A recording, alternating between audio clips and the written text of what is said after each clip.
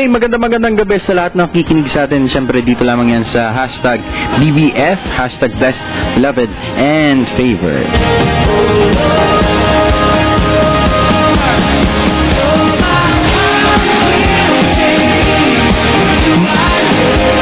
Muli, magsama-sama tayo sa isang masayang kwentuhan, kantahan, at siyempre hindi mawawala ang tugtugan.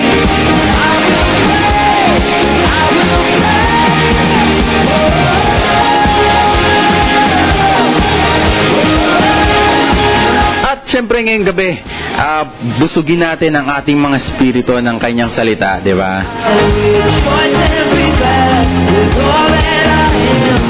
Kaya kung nasan ka man ngayon kapatid, kung nasa bahay ka man, o nasa office, o nasa kotse man, yan, bigay mo muna sa amin yung isang oras mo at panigurado ko sa'yo, mababago ang buhay mo.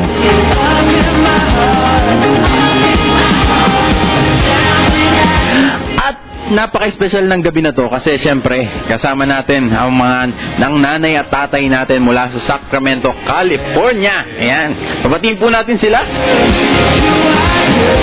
Amen. Magandang gabi po sa inyong lahat. Nagpapasalamat po kami sa kabutihan ng Lord na kapiling po namin kayo muli ngayong gabi. And ito po yung aking better half. Magandang gabi po sa inyong lahat at salamat at magkakaisa muli tayo sa gabi na ito. Salamat.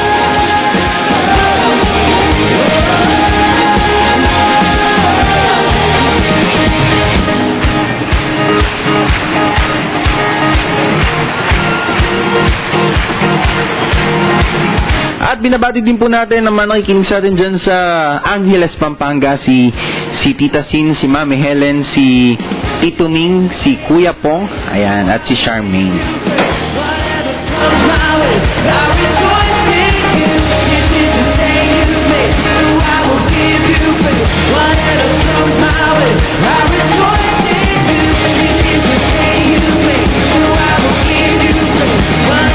At sa mga nakikinig po sa atin dyan sa Mountain Province, ang Colnog family of Bontoc Mountain Province, si Sir Mario, Ma'am Telma, Josh, Kiel, and Jam, at sa Dangilan family, Sir Fred, Sister Divine, Solomon, and Cara Grace. At di natin makakalimutan batiin ng Loconsay family, si Ate Jane, si Kuya Bernard, si Carlos, si Raisa, at John Burr. At syempre, ang hindi nating nalilimutan tuwing Friday night, yan si Saria.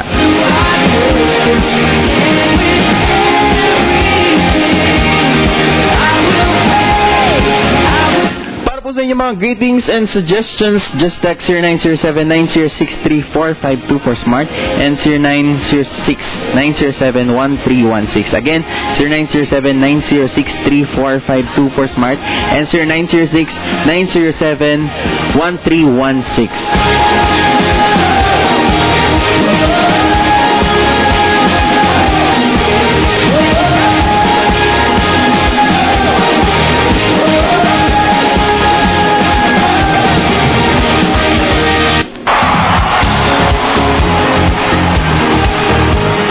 At syempre tuloy-tuloy lamang ang kwentuhan dito lamang yan sa hashtag BBF, hashtag Blessed, Beloved, and Favored. And for now, here's a song from Glory Fall, Ikaw Ay Diyos.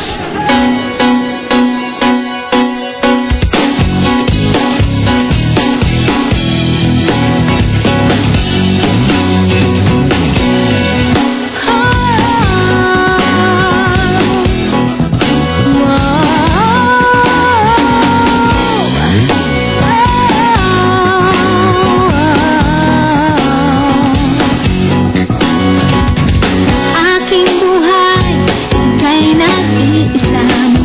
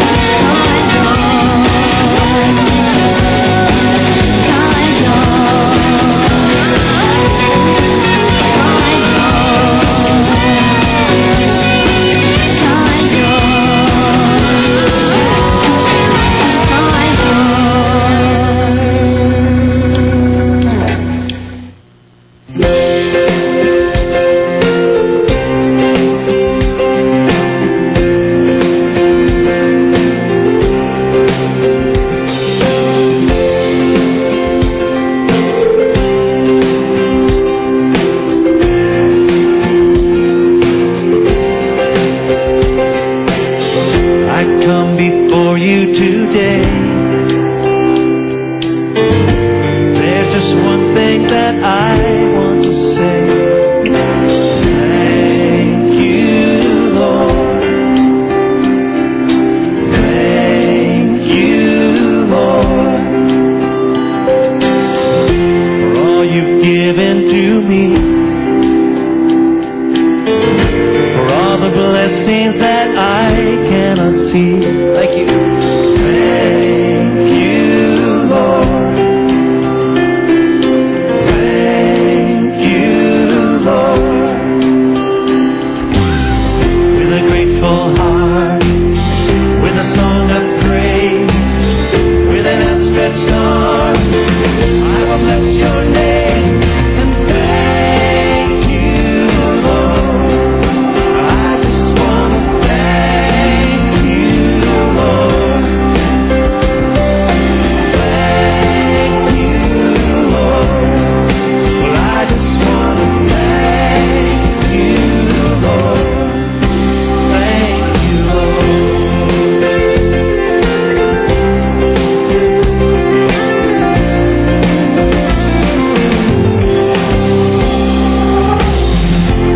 All you've done in my life,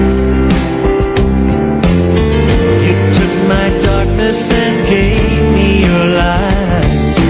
Thank you, Lord.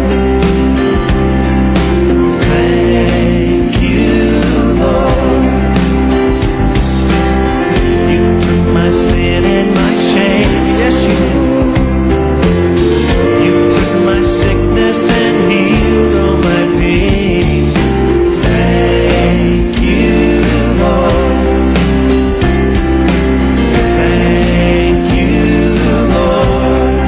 With a grateful heart, with a grateful heart, with a song of praise, with an outstretched arm, I will bless your name and thank you, Lord.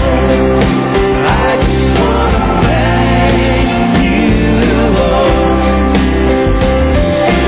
Thank you, Lord. I just want to thank you, Lord. Thank you, Lord.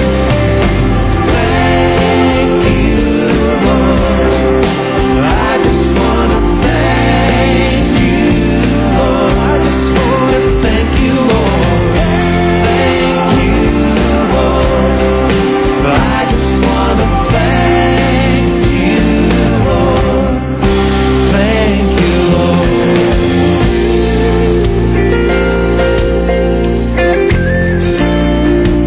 Lord, we thank you today for your goodness, for your mercy. Thank you for your love, for loving us when we were quite unlovable people. Thank you, Lord. Oh, thank you. Amen. Talagang thank you, Lord, sapagkat ito pong buwan ng February ay tayo po ay nagsa-celebrate ng ating pong second year anniversary ng kabutihan at katapatan ng ating Panginoon. Amen. So talaga pong napakabuti ng Panginoon sa atin dahil niloob niya at may ginamit po siya mga kapatid upang ang ministry po na ito ay maisakatuparan at natutuwa po tayo dahil yun po ay dahil po sa Panginoon. Ano ho? At kaya po ang gawain ito ay nagpapatuloy talagang dahil lamang po sa kanyang grasya at habag. So maraming salamat po sa lahat po ng mga sumusuporta, nagmamahal at tumutulong po sa program po na ito. At kilala po kayo ng Panginoon, ang Lord na po ang bahalang magpala at gumanti sa inyong kabutihang loob. So ngayon pong gabi, bago po tayo mag-start patuloy sa ating pong gawain sa gabing ito ay hingin po natin ang gabay, ang patnubay ng Panginoon habang tayo nakikinig ng kanyang salita. At tayo natutuwa sapagkat ang ating mga minamahal na kapatid ay mula galing sa Sacramento, California, na dati sila lamang po ay aming binabati kami po ay kanilang pinapanood, pero ngayon po ay kasama namin sila. Natutuwa po kami sapagkat napakalaking bahagi po nila sa gawain po na ito. At hilingan po natin sila na sila po manguna sa ating pong panalangin sa gabing ito, na ang biyaya ng Panginoon ay patuloy po nating maranasan at patuloy po niyang ipagkaloob po sa atin. At kung kayo po ay may mga sakit, manampalataya po kayo na sa pamagitan ng kanyang mga sugat at mga latay ay magaling na po kayo. Maniwala po kayo sa akin, kalooban po ng Diyos at nais po niya na tayo maging malusog, malakas at magkaroon po ng mahabang buhay. Yan po ang nais ng Diyos sa atin. Kaya maniwala ka, manampalataya ka sa Panginoon ngayong gabi at ikaw ay kaya kanyang pagalingin. Let us pray. Amen. Hallelujah. Panginoon naming Diyos na tunay na mapagmahal. Amen. Aming dakilang Ama na walang ninanais kundi ang kabutihan namin. Ang sukdulang pagmamahal sa amin, Lord. Salamat po, Panginoon. Tunay nga pong napakabuti mo sa aming lahat. Salamat, Lord, sa katapatan mo, sa patuloy, Panginoon, na pagpapala mo sa bawat isa. Lord, salamat po dahil ngayon pong February kami po ay 2 taon na, 2 Amen. taon, Lord, ng katapatan mo, Panginoon, sa bawat isa. Salamat, Lord, na patuloy mo pong ginagamit, Panginoon, ang gawain ito, Panginoon, upang maraming maabot, Panginoon, maraming mabahaginan ng iyong pagmamahal, Lord. Dahil tunay, Lord, na pag nalaman namin, Panginoon, kung gaano mo kami kamahal, doon, Lord, nagsisimula. Amen. Doon nagsisimula, Lord, ang hindi namin masukat na galak, ang hindi namin masukat na kapayapaan, Panginoon. Dahil ito po ay sa iyo lang nanggagaling. Lord, sa gabi pong ito, Panginoon, alam po namin na kasama namin kayo. Kaya alam po namin na maraming mapapagpala ng gawain ng programang ito. Salamat, Lord, salamat po sa mensahe, Lord, na ibibigay mo sa amin ngayong gabi. Alam po namin na maraming puso ang magagaanan, Panginoon, maraming suliranin, Lord, ang magkakaroon ng katugunan dahil ikaw, Lord, yung presensya mo po, Panginoon, ay sapat na, Panginoon, upang ang aming mga pasanin, ang aming mga iniisip sa buhay, Lord, ay ma-meet, Panginoon, dahil kayo po yung source, Lord, at mas malaki po kayo, Panginoon, sa lahat ng mountain na aming kinakaharap. Amen. Dahil kayo, Lord, yung source, Lord, ng joy, source ng peace, source of everything, O God. Dahil pag nasa amin po kayo, Lord, nasa amin po ang lahat. Amen. Salamat, Lord. Ngayong gabi, alam po namin na pinagpala nyo na dahil kayo po yung aming kasama. Salamat po sa pangalan po ng Panginoong Jesus. Amen. Amen. Praise God. Salamat, Ate Sol. At hayaan mo na samahan niyo po ako ngayong gabi. At patuloy tayong sasamahan ni Ate Sol na magbabahagi din po siya. At 2 po kami ngayong gabi. At sabi nga ni Ate Sol, 3 pala. Sabi ni Ate Sol kanina, ay nakakagaan ng kalooban, kapag ang kanyang salita ay napapakinggan natin. Gaano man kabigat ang iyong mga pasanin, gaano man kasalimuot ang iyong mga dalay, ng mga pinagdadaan. Alam nyo, ang mga bagay-bagay na nakikita natin dito sa mundo ay sa totoo mga pansamantalang galak lang, pansamantalang pleasure o kaligayahan. Pero ang dulot ng pakikinig ng salita ng Diyos, ito po ay may kinalaman sa ating eternity, na kung saan ay pangwalang hanggan ang usapin dito. Talagang hindi lang gagaan ang iyong kalooban, kundi makakalaya ka sa lahat ng mga gapos ng kaaway sa ating pong mga buhay. Sabi nga ng Biblia, ang pananampalataya ay nanggagaling at nagmumula sa pakikinig at pakikinig ng salita niya. Amen. So, praise God to that. Talagang napakabuti ng Panginoon at ako po ay nagagalak sa gabing ito sa Kanya pong kabutihan sa bawat isa po sa atin. Okay, magpatuloy po tayo mga kaibigan. Ang ating pong topic sa gabi po na ito ay In God's Presence. Okay. So, pag-usapan po natin ngayong gabi yung pong kahalagahan ng Kanyang presensya, Ate Sol, Kuya Edmond. Sapagkat alam natin, bilang mga Christian, bilang mga tao, mahalaga sa buhay natin ang presensya ng Panginoon sapagkat ito po ang nagbibigay sa atin ng sobra-sobrang galak na kapag nasa piling niya tayo, parang ayaw mo nang umalis. Ayaw mo nang humiwalay. Talagang, pag naroon ka sa kanyang presence, feeling mo ay talagang, yun na. Nawawala ang iyong lungkot, nawawala yung mga problema mo, yung mga bigat na yung pinagdadaanan, pakiramdam mo. Bagamat, hindi na solusyonan ng problema mo, nandun pa rin, pero meron kakaibang nagaganap sa iyong espiritu na kahit nandun pa siya, alam mo na sa presensya ng Diyos, alam mo may katuwang ka at may kasama ka. Siguro mag-e-amen ka doon, ate, sapagkat alam natin na napakahalaga pag alam mo na may kasama ka. Diba? Sabi nga ng Bible, hindi ka niya iiwan, hindi ka niya papabayaan. Siya lang ang may ganon. Kahit anong mangyari sa mga kapatid, hindi ka niya iiwan. Maaring ang mga tao sa iyong kapaligiran, iwanan ka sa ere, or ipagpalit ka, o kaya ay mahal ka ngayon, pag nakagawa ka ng mali ay nabawasan ng pagmamahal nila. Tayong tao, minsan may ganon tayong nature. Pero praise God, hindi siya ganon. He loves us. Kahit nasa panahon na para talagang yung pinakapangit nating pagkatao ay lumabas na, mahal pa rin po tayo ng ating Panginoon. Okay, nais kong basahin ng isang talata na ating pong pagbubulay-bulayan sa gabi po na ito. Ito po ay masusupungan natin sa awit ni David, Psalm chapter 16 verse 11. Ang sabi po niya ay, "You will show me the path of life."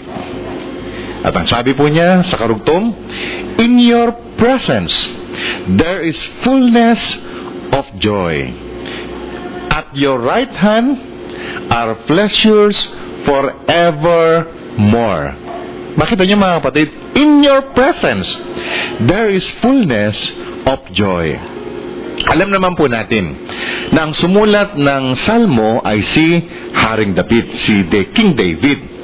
At talagang itong si David ay karamihan ng kanyang awit at tisol, Kuya Edmond, ay punong-puno ng karanasan. Punong-puno ng karanasan patungkol sa God's prevailing presence ng Diyos sa kanyang buhay. Kaya yung kanyang sinasabing ito, hindi lang niya ito sinasalita. Totoong-totoong nangyari sa buhay niya. Kaya nung sinabi niyang, "In your presence, there is fullness of joy." Naranasan niya kasi. Na-experience niya na yung presensya ng Diyos sa kanyang buhay nagbunga, nagdulot ng kagalakan sa kanyang buhay. No wonder kung bakit itong si David ay sabi niya sa Psalms 27 verse 4, ang sabi niya, "One thing I have asked from the Lord, that I shall seek, that I may dwell in the house of the Lord all the days of my life, to behold the beauty of the Lord and to meditate in His temple." So talagang si David, talagang pinakananasa niya. Kung meron daw siyang isang bagay na pinakananais, ay yun po ay walang iba, kundi ang presence ng ating Panginoong Diyos. Amen. So, what made David very obsessed with the presence of God? Bakit gano'n na lang siya? Ka-obsessed sa presensya ng Diyos. Itong siging David, ate, kuya. Bakit gano'n na lang siya ka? Ano ba ang dulot nito? Ano bang dinadala nito sa kanyang buhay? Gaano po ba ang epekto ng presensya ng Diyos kay David sa kanyang buhay? At ito po ay makikita po natin, sa talata ding ito, ang ilang mga puntos, kung gaano kahalaga ang presensya ng Panginoon sa buhay niya. Sa Psalm 16 verse 11, makikita po natin kung paano dinescribe yung God's magnificent presence. Sabi niya that in God's presence alone, there is fullness of joy. At ang sabi niya doon, the pleasures it brings are not for a moment, but forevermore. At ang pleasure na dulot nito, yung presence ng Diyos ay hindi lang panandalian, kundi forevermore. At pag sinabing forevermore, forever, talagang forever, mga kapatid. So, ate, may forever pala, sa Panginoon. Okay, Lord, may forever. Okay, Ate Sol, yan. Mag-share ka dito, tayong dalawa. Una, anong nagagawa ng presence ng God ay, number 1 point is, God's presence made life real. Kaya, totoong-totoo at agree ako sa sinabi ni Rick Warren sa kanyang sikat na aklat, yung The Purpose-Driven Life, na sabi niya, it all starts with God. Tama ba yun, te, na ang lahat ng bagay ay nagsimula sa Diyos? It all starts with God. Kasi po, marami mga tao na hinahanap nila ang purpose ng kanilang buhay at sila nagmumula sa paghahanap sa kanilang sarili rather than with the one. Sa halip na hanapin nila kung saan nagsimula ang buhay, sa halip na hanapin nila ang Diyos, hinahanap nila, sinisimulan nila ang paghahanap sa kanilang sarili. Dapat hanapin natin kung sino ang nag-create sa atin. At ano ba talaga ang layunin ng buhay natin. At alam natin, ang nag-umpisa sa buhay natin, nag-umpisa sa Panginoon. Alam ni David knew that his life is from God. Alam ni David na ang buhay po niya ay galing sa Panginoon, na nagmula sa Panginoon. At alam din niya, kaya nga sabi niya sa una, di ba, you will show me the path of life. So, ibig sabihin, kilala niya at alam niya ang purpose ng kanyang buhay. Alam niya kung ano yung layunin ng kanyang buhay at kung saan nagsimula at kung saan matatapos. It all starts with God. Ate, meron akong gusto i-share. Nagsimula lahat sa Diyos. Diba? So, yun ang mahalaga eh. Dapat kilalanin natin ng Diyos, yung source ng ating buhay, dapat alam natin. Kaya tayo nagkakaroon ng problema kasi iba yung hinahanap natin. So, dapat magsimula nating hanapin yung layunin ng buhay natin. Bakit ba tayo talaga nabubuhay? Bakit ba tayo para lang ba tayong kabute na bigla na lang lumitaw at bigla na lang naglalaho? Hindi po. May layunin ang buhay natin kung bakit tayo nabubuhay. Kung bakit tayo nilikha ng Diyos, kung bakit tayo humihinga ngayon. Alam niyo, kung walang layunin, kung walang purpose ang buhay natin, edi sana wala na tayo ngayon. Edi sana pinaslang na kinitil na yung buhay natin ng Diyos. Hindi po eh. At hindi ganun ang Diyos. So, the fact na tayo po ay nandito sa lupa, ipinanganak na buhay sa mundong ibabaw, dapat alam natin yung purpose ng buhay natin. Alam natin kung ano yung layunin ng buhay natin, kung bakit tayo nandito, para hindi tayo nagkakaroon ng identity crisis. Hindi tayo namumroblema sa pagkakilala natin sa ating sarili, sapagkat minsan pag hindi natin kilala kung kanino tayo galing at hindi natin alam kung saan tayo nagmula, magkakaroon tayo ng problema sa ating sarili. Pero kapag alam natin kung saan nagsimula, kung saan tayo nanggaling, kung saan tayo nagsimula, at ano yung layunin, ano yung purpose ng buhay natin, magiging matibay yung foundation ng ating faith, magiging matibay yung ating buhay pananampalataya, sapagkat hindi na ngayon parang patsamba-tsamba lang. Alam mo na ngayon yung layunin kung bakit ka nandito sa lupa. Amen? Mga kapatid, nais ko po kayong tanungin, kayo po ba, tayo po bang lahat, alam po ba natin ang purpose ng buhay natin? Kung bakit po tayo nandito sa mundong ito? Si David, alam niya. Alam ni David na ang layunin ng buhay niya. Kaya nga sabi niya, you will show me the path of life. At alam niyo po ba mga kapatid? Yung presensya ng Diyos sa buhay niya, and that life is the very presence of God. Apart from God's presence means there's no life. Ulitin ko po yan mga kapatid. Kapag tayo po ay hiwalay sa presence ng Diyos, walang buhay. O walang kabuhay-buhay. Maaaring mga kaibigan, nasa atin na po ang lahat. Nasa inyo na po ang lahat ng bagay. Makamtan mo man ang buong yaman ng mundo. Meron tayong magandang bahay, magandang sasakyan, magandang karir. Pero pag wala tayo sa Diyos, wala tayo sa presensya ng Diyos, no life. Hindi masaya ang buhay. Walang kabuluhan ng buhay. Kaya nga, hindi na nakatataka kung bakit may mga tao na maganda naman ang buhay, maayos naman ang lahat, pero bakit nagkakaroon ng stress, depression, may mga iba na babaliw, may mga iba kinikiti lang sariling buhay. dahil sa katotohanan na kapag wala ka po talaga sa presensya ng Diyos na buhay, walang buhay sa buhay natin. Kung maaaring humihinga tayo ngayon, maaaring naglalakad tayo, maaaring tumitibok ang ating mga puso, pero sa espiritu natin patay.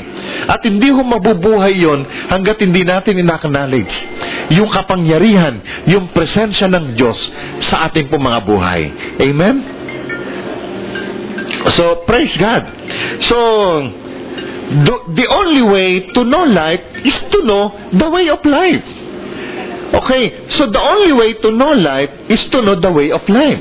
So, dapat para malaman natin yung buhay, kailangan malaman din natin kung yung daan papunta sa buhay. Di ba? Sabi niya sa John chapter 14 verse 6, I am the way, the truth, and the life. He is the way. Jesus is the way. He is the truth. And He is the life. So, apart, pag ikaw ay hiwalay sa Kanya, wala kang magagawa. Walang buhay, walang saya kapag tayo hiwala sa Kanya. Kasi, siya yung daan, siya yung buhay, at siya yung katotohanan. So, praise God. Kaya nga po, sabi ng yun po, John 14:6 yun, yung I am the way, the truth, and the life. So, if we have Christ, we have life. Amen, Ate Sol? Kapag nasa atin ng Panginoong Hesus, meron tayong buhay. Kapag nasa Kanya po tayo, mga kapatid, we have life. Buhay na ganap at buhay na masaya.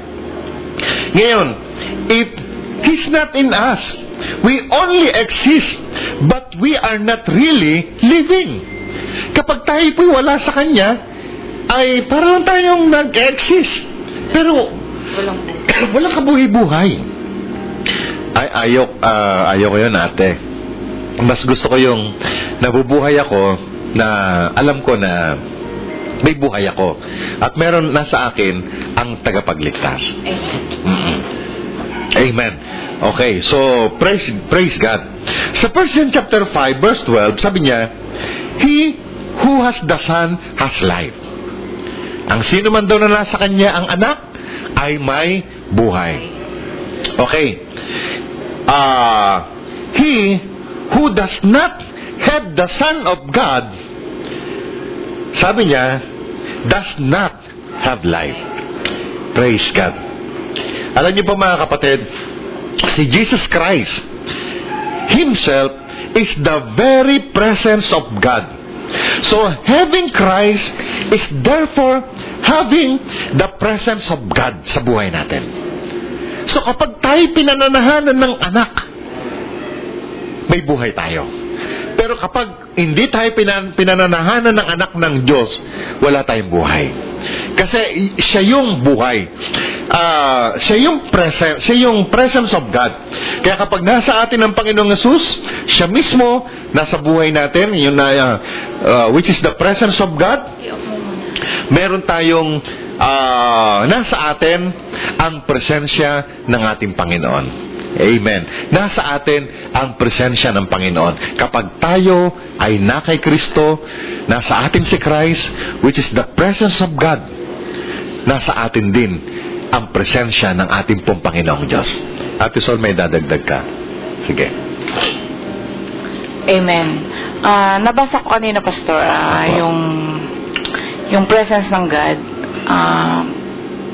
Kasi pag alam mong nasayo si God, di ba si Christ is the darling of heaven, yung pinakamamahal ng Lord. And then yung God the Father, sinacrifice niya yung pinakamamahal niya just because of you. So ibig sabihin nun, ganun kanya kamahal. So pag yung pagmamahal na yun yung presensya ng Lord nasa iyo, alam mong kasi yung pagmamahal niya yun yung presensyang nasa iyo.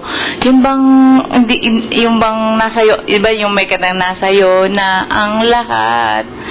Yung parang wala kang katatakutan, wala kang Kasi kasama mo yung tagapagligtas, sabi nga nung usapan natin kagabi is yung lahat ng battle natin, battle niya. So para bang ano pa ba yung kakatakutan mo kung alam mong yung presensya ng Lord nasa iyo? Dahil sabi niya hindi niya tayo iiwan, hindi niya tayo pababayan.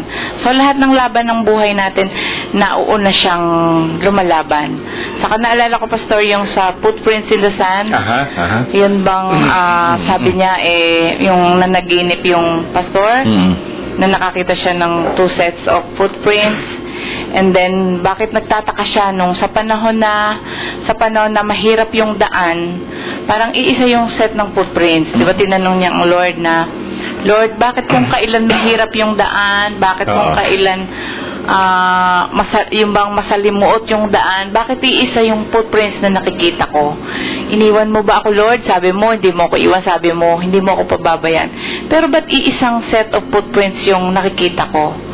Pero, di ba ang sagot ng Lord doon, napakasarap na, yun yung panahon na dinala kita. Yun yung panahon na kinarga kita. Wow. So, pag naandun yung presensya ng Lord sa lahat ng kinakaharap natin, siya yung lumalaban sa atin. Doon yun yung time na iisa yung set ng footprints, dahil yun yung footprints niya. Dahil naandun tayo sa presensya niya, inaaka niya tayo, kinakarga niya tayo. So, ganun kasarap yung presensya ng Lord, na siya yung babalikan, siya yung lalaban para sa atin. Amen. So, tama yan mga kapatid, na yung presence of God, pag nasa iyo, yung fullness of God, nasa iyo na ang lahat. Amen. Nasa iyo ng lahat. Wala kang kulang, walang kakulangan, kundi merong kakumpletuhan ng lahat ng bagay kapag kilala mo, na-enjoy mo yung presensya ng Panginoon sa buhay natin. Amen. Okay, kaya natin pinag-aaralan ito mga kapatid, sapagkat malaking blessing yung panahon natin ngayon under the new covenant. Kasi alam nyo, nung pong unang panahon, under the old covenant of law, noon po kasi yung presence ng Diyos, yung presensya niya ay hindi po permanent. Hindi po permanent. Ito po yung nakadepende sa kanila pong performance o sa kanila pong obedience. Kapag po nung unang panahon, ikaw ay sumusunod, ikaw ay hindi nakakagawa ng kasalanan, yung pananahan ng presence ng God ay nasa iyo. Pero kapag naging sumuway ka na, hindi mo sinunod yung utos, hindi mo sinunod yung mga law, at talaga naging pasaway ka nung panahon na yon, ay talagang iiwan ka.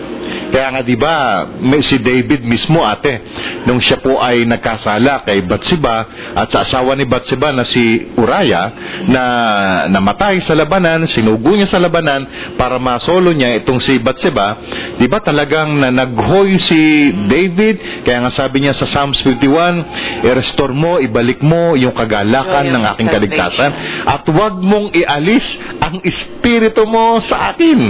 Why? Kasi talaga pong umaalis under the old covenant. Kaya nga itong si King Saul ay pinalitan ni David, kasi nung si Saul, as long as siya ay nagiging maayos sa kanyang pamumuno under the leadership ng Holy Spirit, nakikinig siya sa Panginoon, nandun yung wisdom, nandun yung anointing ng Espiritu ng Diyos, na pinapangunahan siya sa battle, pinapangunahan siya sa kanyang mga pagdidesisyon upang pangunahan ng bansang Israel. Nagiging maayos ang lahat. Pero nung yung time na si King Saul ay naging makasalanan, nakagawa ng mali, naging pasaway, nagkasala, na gumawa ng hindi tama, nagalit sa kanya ang Diyos at hiniwalayan. Sabi ng Bible, humiwalay ang espiritu niya, umalis ang espiritu ng Diyos sa buhay niya. Iyon din yung time na nangusap ang Diyos kay Prophet Samuel upang i-anoint ang susunod na magiging hari sa bahay ni Jesse, which is si King David. Dahil yung spirit na umalis kay Saul, siya lamang lumipat kay David. In-anoint siya para maging hari ng Israel. Okay, ibig lamang sabihin mga kapatid, under the old covenant, talaga pong nakadepende ang mga tao, ang pananahan ng Holy Spirit, depende sa yung performance. Pag okay ka, nandyan siya. Pag hindi ka na okay, umaalis siya. And the good news is, under the new covenant of grace. Amen. Which is the Lord Jesus Christ. Alam niyo mga kapatid, ngayon ang panananahan ng Espiritu ng Diyos sa buhay natin ay permanente. Amen. Amen. Why? Kasi ganon niya tayo kamahal. Kahit na pumalpak ka, hindi kanya hinihiwalayan. At di kanya iiwan, di kanya papabayaan. Dahil yung kanyang pagmamahal, yung kanyang pananahan ay hindi nakadepende kung mabait ka o pasaway ka. Kundi nakadepende sa kanyang anak na pinakamamahal na nakatira sa puso natin, na nakatira sa buhay natin, na siyang sinampalatayanan natin. Amen? So, hindi yun nakadepende sa ating mga performance, kundi sa performance ng ating Panginoong Jesucristo. Dahil ang magandang balita, isang performance lang ang tinanggap ng langit. Yun po yung performance ni Jesus. Isang sakripisyo lang ang tinanggap ng God the Father sa heaven. Hindi po yung sakripisyo natin, dahil ang sabi ng Bible, yung sakripisyo natin ay parang maruming basahan. Yung sakripisyo ng Panginoong Jesus, yung tinanggap niya. At ang nakakatuwa nun mga kapatid, yung sakripisyo na tinanggap niya, yung Jesus na tinanggap na sakripisyo niya, nasa puso natin. Amen. Kaya blessed tayo ngayon, Kuya Edmond, Ate Sol. Under the new covenant, wow! Na talagang kahit na nagkamali ka, noon, pag nagkamali ka, ala na, kikilos ka, gagalaw ka, mag-iisip ka ng sarili mo. Sarili mong karunungan, sarili mong wisdom. Ngayon, hindi siya umiiwalay. Amen. Kaya may wisdom ka, may anointing ka, makapangyarihan ka, powerful ka, blessed ka, pinagpala ka, righteous ka. Why? Kasi nananahan sa atin ang ating Panginoong Jesucristo. Dahil yung Panginoong Jesucristo, siya ang presence of God. Amen. Hallelujah! Amen. Ate Sol, may dadagdag ka. Amen. Kaya kay God may forever. Amen. Amen. Kasi Amen. yung pananahan ni Jesus is forever. Hindi siya aalis. Hindi siya aalis, yun ang pinakamaganda doon. Na pag tinanggap mo siya sa puso mo, pag pinanahan mo siya sa puso mo, kasama Amen. mo siya forever. Amen. Amen. Opo. So, nakakatuwa. Ngayon kasi, dahil sa ginawa ng Panginoong Yesus doon sa krus ng Kalba, sabi nga ni Still nung Sunday, the law demands but grace supplies. Amen. So, magkaiba yun. Nagdidemand ang batas, pero ang biyaya ng Diyos nagbibigay, nagsusupply. Nagsusupply ng ano? Ng healing, ng deliverance, ng restoration, ng wisdom, ng favor, ng blessing, ng love, ng peace, ng shalom, ng lahat. Amen. Kung noon nagdidemand, ngayon, siyang nagsusupply sa atin. Why? Because of the Lord Jesus Christ. Amen. Baka hindi tayo matapos dun sa isa na yun, ate. Lilipat tayo. Amen. Nakaka-excite. Amen. Di ba? Na malaman po kasi na under the new covenant of grace, sa biyaya ng Panginoon, hindi niya tayo hinihiwalayan. Yes. Maaaring sabihin niya mga taga, kahit nagkamali po ako. Amen. Opo. Kasi wala ni isang maliit o ni malaking kasalanan na hindi binayaran ng Panginoon. Sinimot niya, tinapos niya lahat. Maliit man yan, malaki man yan, hindi, alam mo man yan o hindi. Kaya I encourage you mga kapatid, na sa ating pananalangin, isa lang po ang pagsisisi. Tinapos na po niya lahat. At yung repentance na yon, mga kapatid, ay minsan lang, nung tinanggap natin ng Panginoon, bago natin tanggapin siya, nagrepent tayo. Pero ngayon ang repentance, dahil believer na po tayo, ibig sabihin ng repentance, under the new covenant, sa Greek ay metanoia, ibig sabihin change of mind, na bago na isip natin. Ngayon, ang nire-repent natin, ngayon, ay yung kabutihan ng Panginoon sa buhay natin. Amen. Hindi na yung mga kasalanan na paulit-ulit nating, kasi pag paulit-ulit natin kino-confess ang ating mga kasalanan, parang hindi tayo secure sa salvation natin at sa kapatawaran na ginawa ng Diyos. Minsan na niyang binayaran, minsan na niyang tinapos, at yung minsan niyang ginawa at binayaran ay sapat na, ginawa kanyang matuwid magpakailan paman. Amen. Ipagpasalamat na lang natin sa Diyos.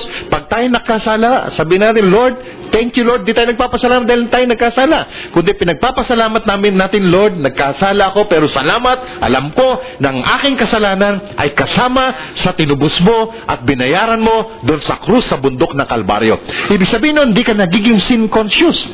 Magkaiba kasi yung salip na lagi mong hindi ako magkakasala, hindi ako magsisinungaling, so lalo ka nagkakasala kasi nagiging sin conscious ka.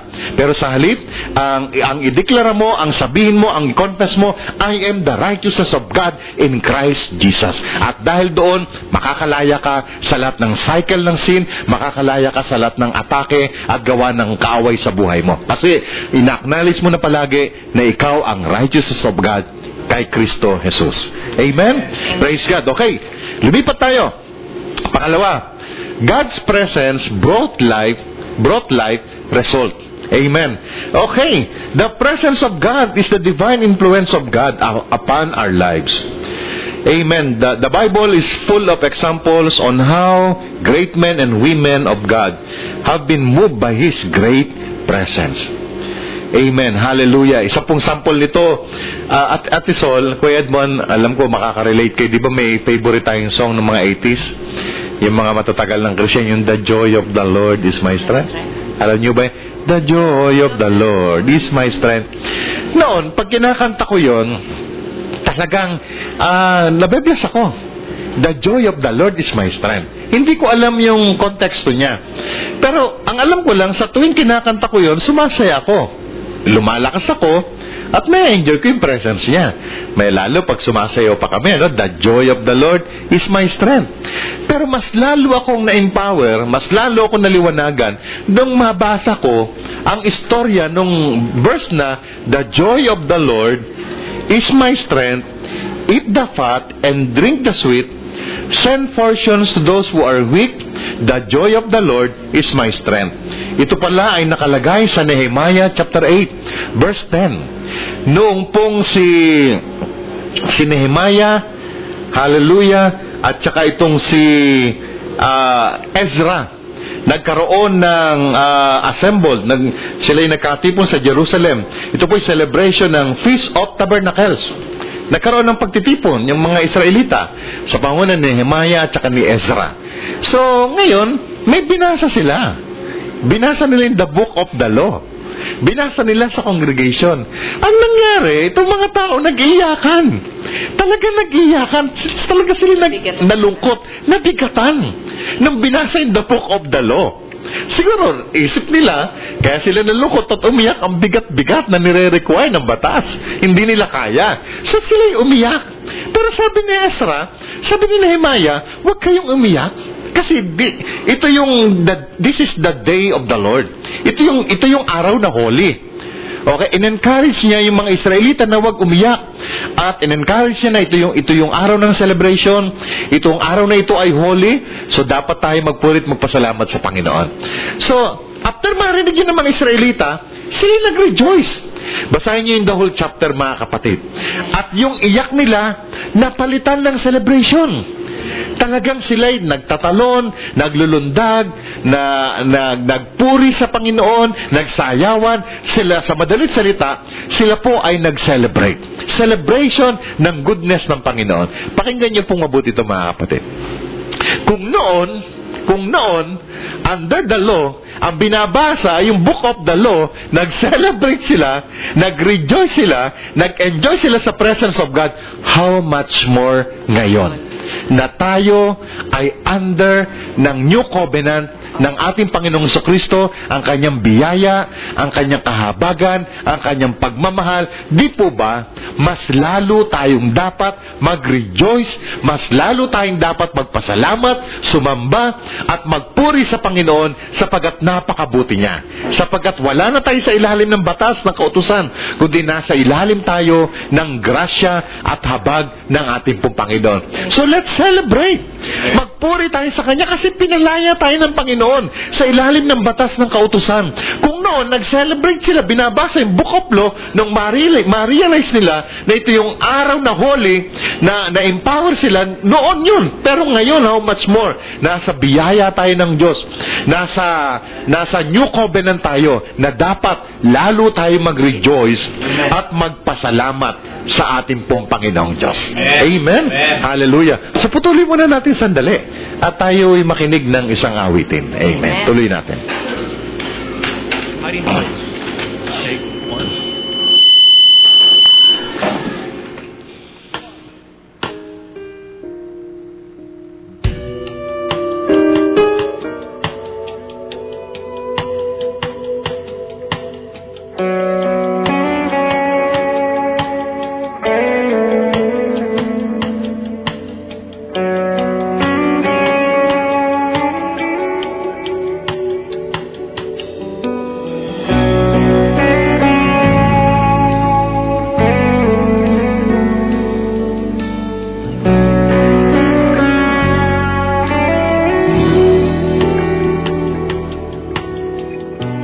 You are my hiding place, and I run to you. I need your mercy and grace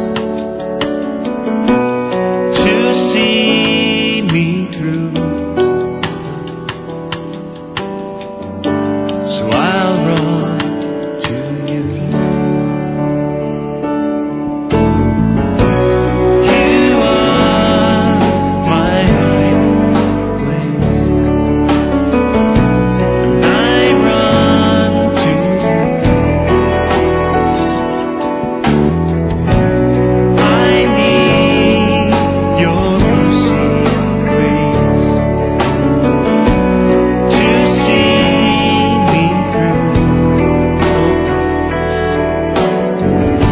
So I'll run to you.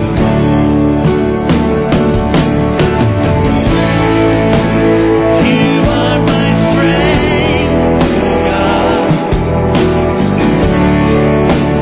You will uphold me. You are my shield. Tuloy po natin, at sayang, ang talaga napakaigli ng oras, So sabi sa binasa natin, in your presence, there is fullness of joy. Alam niyo po mga kapatid, sabi sa 1 Peter chapter 1 verse 8, joy unspeakable and full of glory. Alam niyo po, kung alam niyo lamang daw po kung ano yung nagagawa ng lagi kang masaya. Sabi nga ng Bible, a merry heart is good like a medicine. Dapat lagi tayong masaya. So it's your choice. Kasi ito pong joy ay gift of the Holy Spirit. Amen. Galatians chapter 5 verse 22 and 23. So ang nagmamayari ng joy ay si Lord. Na kapag ikay sumampalataya sa Panginoong Hesus, mayroon kang gift of the Spirit. So yung joy na yon, ibinigay niya sa atin. Ang maganda, yung joy, hindi lang siya joy, may bonus pa. May kasamang tawa. Amen. May kasamang ine-express niya yung pagmamahal. So marami siyang kasama. So we could choose to be joyful all the time. Kaya nga 'di ba, pag tayo nakikita ng mga tao, sa halip na pagmasayahin ka, ang sinasabi ng mga tao sa atin, wow, ano nangyari? Ba't ang saya mo? I-share mo naman sa amin. Gusto ko rin maging masaya. Kesa naman yung naglalakad ka, lagi kang nakasimangot, parang pinagbagsakan ka ng langit at lupa, sasabihin ng mga tao, what's the problem? Di ba? Magkaiba. Pero kapag meron kang joy ng Spirit ng Diyos, sasabihin ng mga tao sa iyo, gusto ko ring maging Panginoon kung ano man meron siya. Gusto kong malaman at makilala kung anong meron siya. Bakit? Sa kabila ng marami siyang problema, marami siyang persecution, hindi naman, kapareho ko naman din siya, hindi naman din siya madaming pera, pareho lang din naman kami kinakain, pareho lang kami ng laki ng bahay, pero bakit meron siyang kakaiba na wala ako? So yung makikita naman ako ng mga tao, sasabihin nila, anong problema mo, bakit ganyan ka, nakakahawa ka naman, pero siya, pag nakikita ko siya, nahahawa ako ng kanyang saya. So, mas piliin po natin na maging masaya. kaysa maging malungkot. Because the joy of the Lord is our strength. Amen. Pag lagi kang masaya, aba, nagiging maayos at magiging makulay ang iyong mundo na iyong ginagalawan. Amen. So smile. Hallelujah. So ang panghuli, mga minamahal kong mga kapatid, ay doon pa rin sa verse na iyon, sabi niya ay, at your right hand are pleasures forevermore. So dito sinasabi pa rin niya yung presence ng Panginoon. Sabi niya, to be at the right hand of God is simply to be with His presence. So alam niyo, alam ni David ang kanyang sinasabi. Kaya niya, siyempre king siya meron ding mas mataas na authority kaysa sa kanya. So alam ni David ang sinasabi niya. Ang sabi ng Bible, at your right hand are pleasure forevermore. Wow! Kapag ikaw daw ay nasa kanang kamay o luklukan ng hari, praise God. Ibig sabihin, ikaw ay highly favored. Malapit ka sa hari. At kapag close ka sa hari, lahat ng meron ang hari ay ibibigay niya sa iyo. Kasi ang sabi ng Bible, ang good news sa Ephesians chapter 6 verse 1, pinaupo niya tayong kasama niya sa kanang luklukan niya. Nang ibig sabihin, mga kapatid, ikaw ngayon, nung tinanggap natin ng Panginoong Jesus sa buhay natin bilang sariling Panginoon tagapagligtas, ikaw ay highly favored. Di ba? Pag sinabi, kanang kamay ko yan. Di ba? Sa tao, pag may mga, ito pala yung kanang kamay ko. Ibig sabihin, alam niya sikreto ko, alam niya kung magkano pera ko. Di ba? May access ka. May access sa akin kasi kanang kamay ko. Kapag meron ako, gusto ko meron din siya. Kasi kanang kamay ko siya. Nasa kanan ko siya. At alam niyo, sa Bible, isa sa kaugalian po ng mga Jewish people ng panahon po na yun, pag ikaw ay nasa kanan, ikaw ay highly favored. Amen. So praise God, mga kapatid. Tayo po ay pinaupo na kasama niya sa kanyang kanang luklukan. Nang ibig sabihin, lahat ng meron siya, meron ka. Meron siyang wisdom, meron ka rin. Meron siyang blessing, meron ka rin. Meron siyang healing, ibinigay niya rin sa iyo. Meron siyang favor, meron siyang love, meron siyang unspeakable joy, meron siyang strength, meron siyang life. Meron siyang life, meron siyang blessing, meron siyang lahat. Name it. Ibinigay niya sa iyo. Why? Kasi pinaupo ka niyang kasama niya. So mga minamahal ko, mga kapatid, huling pananalita na lamang po. Magkakaroon po kami ng huling pananalita, kaming tatlo. Mauna po ako. Mga minamahal ko, mga kapatid, mahal po kayo ng Panginoon. Nais ko lang po sabihin sa inyo na mag-enjoy tayo sa kanyang presensya. Mas masarap at masaya na manatili sa kanyang presensya. Pag nasa Panginoon tayo, tinanggap natin ang Panginoon sa buhay natin, gaano man kasalimuot ang ating mga pinagdadaanan sa buhay. As long as alam natin, kasama natin ang Diyos, nasa presence niya tayo, magiging maayos ang lahat ng bagay. Magiging masaya ang lahat ng bagay. Sabi nga ni Freddy Aguilar, tawanan mo lang, Kuya Edmond, ang iyong mga problema. Diba sabi niya? Pero wag naman ho kayong tatawa na mag-isa sa daan. Iba na ho yan, mga kapatid. Baka magbilang na kayo ng mga poste. Yung bang natatawa ka, natutuwa ka sa presensya ng Panginoon. Yung mga problema hindi masyadong iniinda.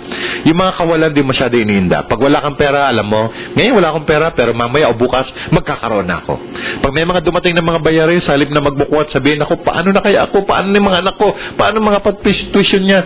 Paano sila makakatapos ng pag-aaral? Huwag kang mag-isip na. Sabi mo lang, Lord, alam ko, I am blessed. Makakatapos ang aking mga anak. You will supply.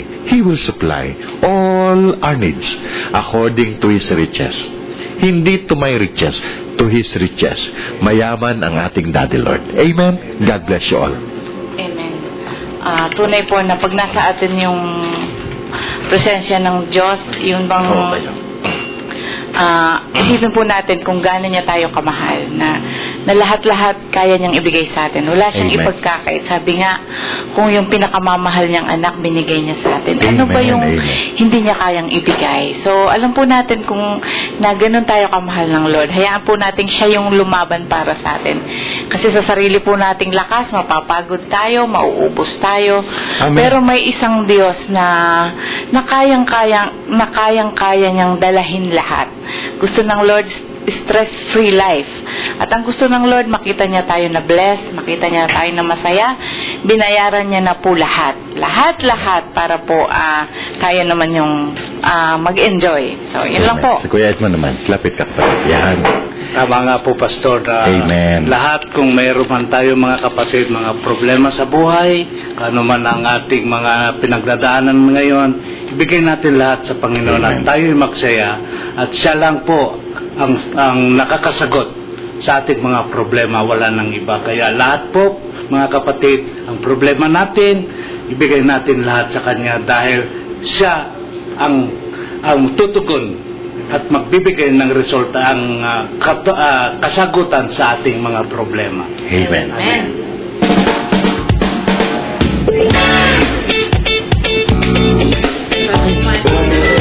Ikaw na, Kuya Edmond. Amen. Binabati po namin ang aming mga kasama sa Sacramento, California. Unang-una po yung amin pong ang amin pong church, The Rock Christian Fellowship, ang amin pong pastor, si Pastor Belmer, ang mission team headed po ni Ninong Buboy and Corayap. Si Ninong Buboy po yung head ng mission team.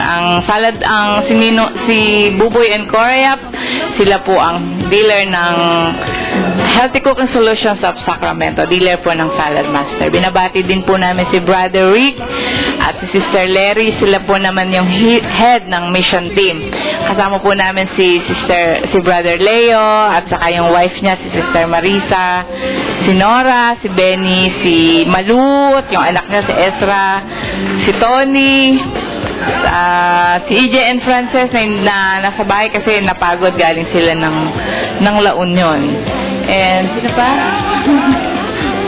Hello din sila, yung mga kapatid ko, si Janet, Glory Jane Allen, At yung Mr. niya si Calvin Allen, ganun din si Josie Evangelista, at ang kanyang mga anak si Jared and Aaron. And binabati ko din po yung aking anak na nasa Munting Batangas, si Grace, at si Steel na darating mamaya. At yun pong aking mga kapatid sa Munting Batangas din. And sa Cebu, sa Abu Dhabi, si Maribel at si Reynante, yung mga kasama ko sa CHO na nakamit ko. Magandang gabi po sa inyong lahat. Amen. Mahal na mahal po tayo ni Lord. Amen. Magandang gabi kina Tatay Ed, kina Nanay Evelyn, kay Mami Gigi, kina Chalusi, lahat ng mga kapatid namin dyan, kay Mama Lynn na nasa Angeles City, Pampanga ngayon. So maraming salamat po sa inyong walang sawang pakikinig at pagsuporta sa amin pong #BBF. So amen, ugaliin po ninyong patuloy na makinig tuwing Friday 7 to 8 p.m. #BBF, #bless, beloved, and favored. Lagi niyo pong tatandaan, dahil sa #BBF, May nagmamahal sa iyo! God bless you all. Jesus loves you so much. Mahal kayo ng Panginoon. Mabuhay. Praise God. Sayaw, sayaw sa'yo, sayawin tayo. Sayaw, sayaw, nagpupuri sa langit, para bang magbabalik sila. Salamat ang awit, para bang magbabalik sa nanabig. Hey, Muslim people, BBF sa suportahan nila. Thank you po.